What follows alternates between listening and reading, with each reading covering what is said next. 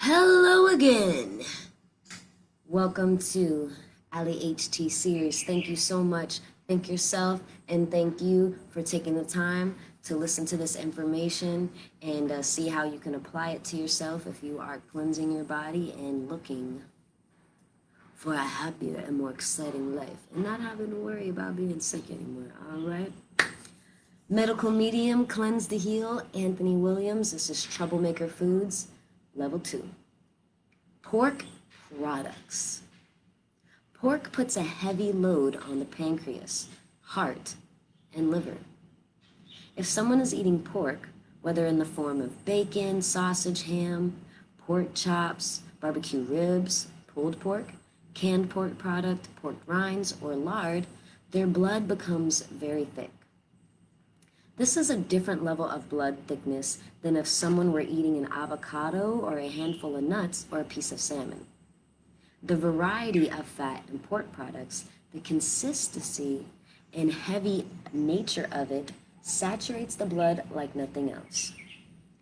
Even if you think most of the fat in pork you're eating is gone, even if you think most of the fat in pork you're eating is gone, for example, if you cut off the fatty parts off a pork chop, you're still getting a large amount of fat, more than the body can handle, because there's fat intertwined throughout the meat.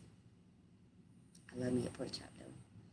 Blood thickened by pork fat is so hard on the pancreas, pushing the gland to labor so much by spilling many months' worth of its reserves of insulin and enzymes to prevent calamity.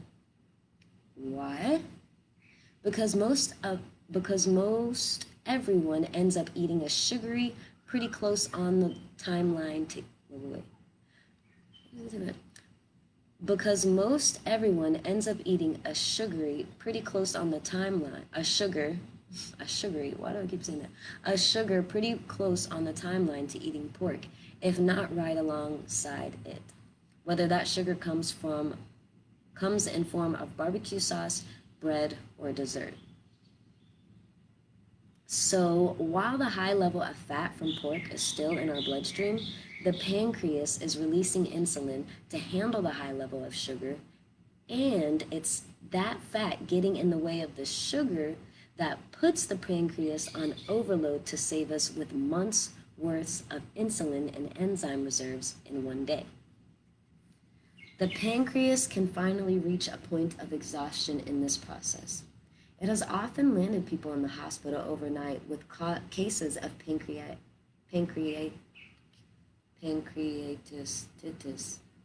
however you say that, without anyone knowing that's the real cause.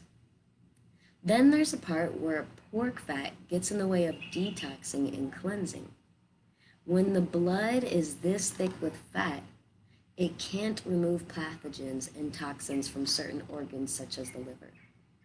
The liver exhausts itself producing large quantities of bile to try to break down the fat in order to keep the blood thin enough that the heart doesn't have to labor so much in the process of pumping through blood veins that are crowded with fat. When the bloodstream is this laden, it means virtually no cleansing whatsoever in the brain. We frequently talk about purifying the mind. When we're eating pork, we work against that because we're not cleansing the brain. Blood vessels filled with higher levels of fat because you've consumed any variety of pork means less oxygen getting to the brain cells. It means fewer healing photochemical compounds from the nutritious foods you're eating, including celery juice, getting to the brain cells too. Thick blood causes the heart to pump harder, and that means increased pressure in the blood vessels when blood finally enters the brain. While that pressure is in the mildest form, it's pressures nonetheless, which ends up putting pressures on brain tissue. It's pressure that pushes toxins deeper into the brain cells rather than letting them leave, so that toxins ends up accumulating in the brain. As I mentioned earlier in the book, you'll find that any cleanse in this book focuses on lowering fats. One reason is to thin out the blood. When you thin the blood, poisons readily surface in cells and skin and enter the bloodstream freely so they can finally exit your body. Avoiding pork products is a big part of giving yourself the chance to let go of toxins so your body and mind can heal. So your mind can heal. I'm gonna have to make something with that, body and mind. So that is amazing information. Now I understand. Maybe I'll be a little bit more motivated not to eat pork. I really don't eat it often, but every so often I do like it. But I think if I'm learning how to cleanse and I'm learning how to love my body and listen to my body, I can decide when's a good time to eat it and not to eat it. And you know, like if I'm going to a huge party and it's a vacation and I haven't had pork in a month, and I might eat a small portion.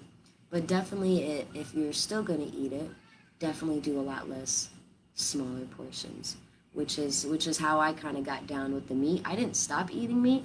I just don't eat it as much. The same with the eggs. I haven't fully stopped. But if it comes across and somebody's like, "Oh, I'm making egg tacos," I'm probably gonna eat it. So that is the level 2. The next one's hard because I always almost have this in the house. Tuna. Dun dun dun. Stay tuned.